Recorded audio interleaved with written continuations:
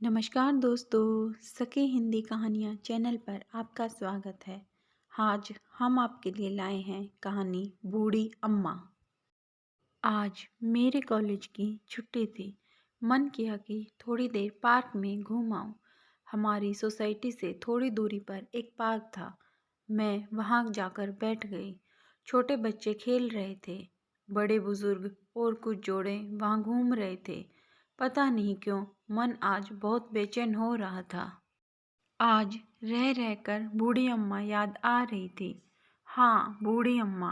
वह गांव वाले मकान में माँ के साथ घर के काम में हाथ बटाती थी। भाग भाग कर काम करती थी। अपनी उम्र से कहीं ज़्यादा हिम्मत थी उनमें। मैं उनके साथ कभी कभी मजाक करती, बूढ़ी अम्मा, कमर में दर्द हो जाएगा, आपके इतना काम ना किया करो। वह हंसकर बोलती, बिटिया, काम ना करूँगी तो खाऊंगी क्या? तब वह बात मेरी समझ में ना आती और मैं हंसकर खेलने निकल जाती। मगर आज मेरे बड़े भाई का फ़ोन आया कि बूढ़ी अम्मा बहुत याद कर रही है तुझे और वह कुछ दिन की ही मेहमान है। यह बात सुनकर मेरे मन में बहुत ही बेचैनी हो रही थी। क्या बूढ़ी अम्मा हमें छोड़कर चली जाएगी? फिर कभी दिखाई ना देगी? बूढ़ी अम्मा के पति हमारे बाबूजी के साथ खेतों में काम किया करते थे। उनके दो बेटे थे, अजय और विजय। दोनों पढ़ाई में बहुत ही होशियार थे। इसलिए बाबूजी ने गांव के सरकारी स्कूल में उनका दाखिला करवा दिया था। बूढ़ी अम्मा के दोनों बेटों ने 12वीं अच्छे नंबरों से उत्तीर्ण की। बाबूजी ने उनका दाखिला शहर के सरकारी कॉलेज में करवा दिया। इस बीच मेरी शादी हो गई और मैं दिल्ली चली आई। कई बार भैया से बूढ़ी अम्मा के बारे में पूछती रहती थी। वह बताते थे कि उनके बेटे पढ़ लिख कर अच्छी अच्छी पोस्ट पर कार्यरत हैं, मगर उन्होंने कभी भी बूढ़ी अम्मा और उनके पति को अपने साथ ले जाने की ज़रूरत ना समझी। एक बार भैया ने बताया था, जब बूढ़ी अम्मा के बड़े बेटे को लड़का हुआ था तो वह आकर बूढ़ी अम्मा को लिवा ले गया था। मगर वहां जाने के बाद उन्होंने बूढ़ी अम्मा को नौकरों से भी बदतर हालत में रखा। वह तो शुक्र है बूढ़ी अम्मा बाबूजी का फ़ोन नंबर अपने साथ लिखवा कर ले गई थी।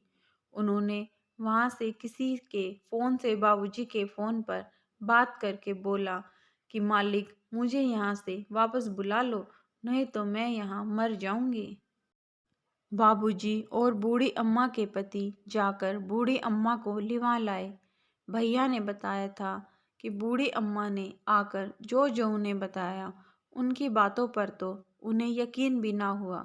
अम्मा ने बताया कि वह उसे नौकरों की तरह सुबह से रात तक काम करवाते और खाने को बासी रोटी जो उनके दांतों से काटी भी ना जाती थी।